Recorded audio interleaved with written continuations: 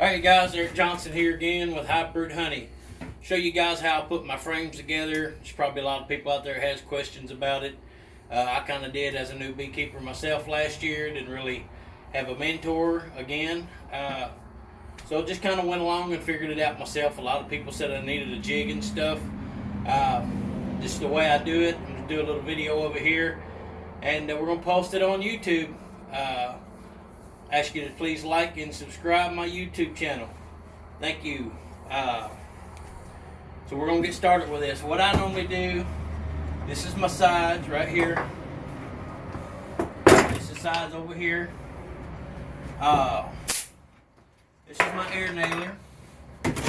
Right here, it's Central Panic or whatever. Harbor Freight, it's like 20 bucks. The staples I use are 1.5 inch, 1/4 inch wide.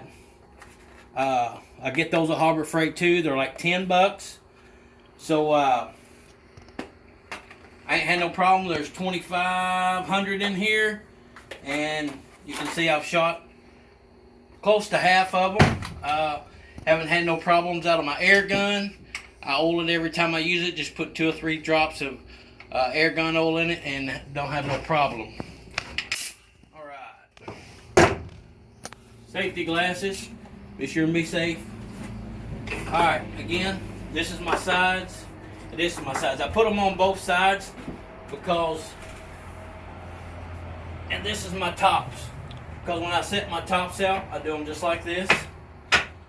And I do several of them at a time. 10 of them to be exact. Alright, these here are my bottoms. So, come up here a little closer if you want, Mike. Mike's doing the videoing for me.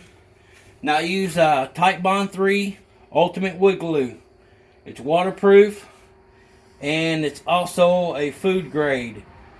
I do know it says it on here because I read it.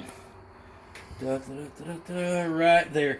Non-toxic, FDA approved for indirect food contact, lower application temperature, paintable. So that's why I use this, because it's food grade. Of course, we're all doing this for our honey and our bees. If you're like me, you're doing it for the bees.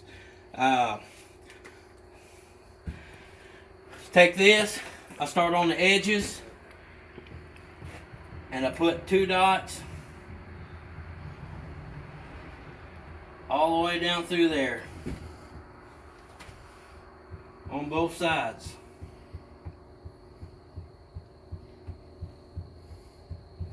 Alright, Mike, I'm going to show how I did my glue here.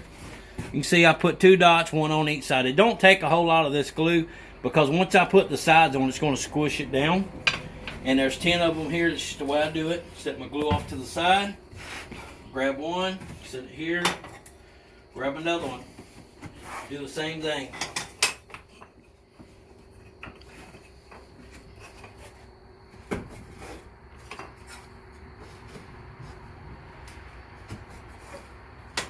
Push them in. That's all you gotta do. Let them set.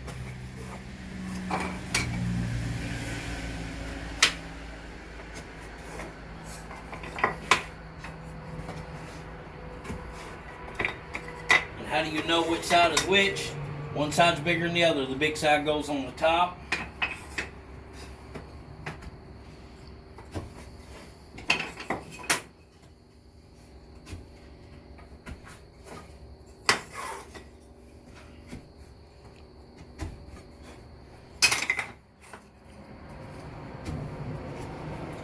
Now, if you look, you can see there where the glue's already trying to come out on that side and the back here just a little bit. So it doesn't take much. Now when I do the bottoms,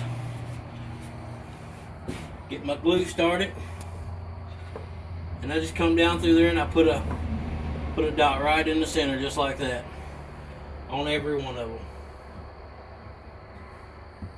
Just try not to put a big glob, because of course then it makes a mess. As you can see, I just put a nice little glob there and there on every one of them. Now what I normally do, just grab a little handful, just set them all right here. Push them in, push them down, and then push them in. That way, you won't have to mess with them when you go to staple them. I actually normally do this a whole lot faster, but I'm going a little slower since I'm doing a video, so I don't accidentally miss a step.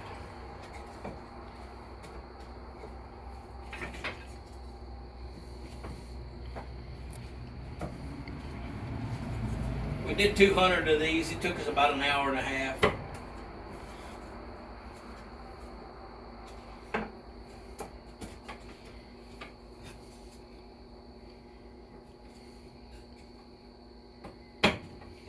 Now the last one, I'm going to do it up close here for you.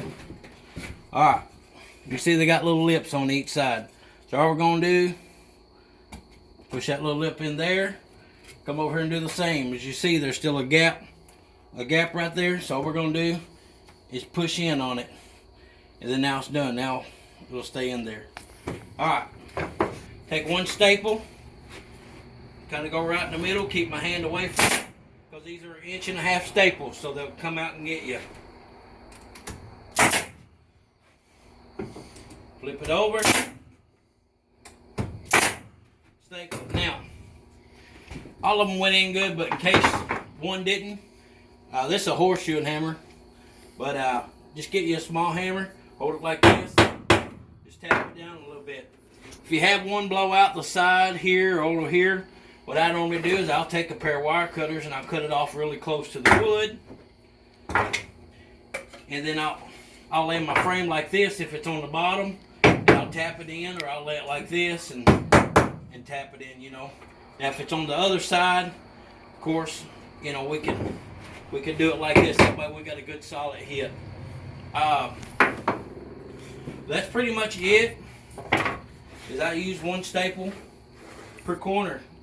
One there, one there, one there, and one there. 4. And that's it. And if you look, you can see there where the glue squeezed out on both sides. See it right here. You can see it over here. You can see it right there. And these things will last forever. Sometimes when you order them, I order mine from Man Lake. Sometimes you order them, they may be a little wide.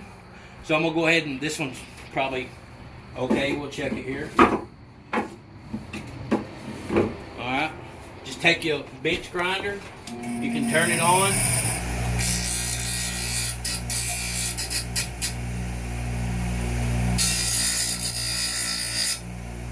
And just hit the edges right here, just a little bit on each side. Now you're wondering, how do I make sure they're square without a jig? Square. This is a plastic one. You can get them at Roll King, Harbor Freight. They're really cheap. Just a couple bucks. Just take the flat end of your square, just like that. And if you look at that, there's a little hole up under here. You got to put the bottom in there in it, just like that. And if you can see, it's perfectly square. Now we can come over here and do it on the other side, which it ain't going to fit in there very well. There we go. And it's still perfectly square. And if we do it like this, well, you can see it's still perfectly square. So all you need is a little angle, triangle square, and or angle square, and that's it. So ask you again, like and share my page, and subscribe to my YouTube page. We'll see you in the next time. Thank you.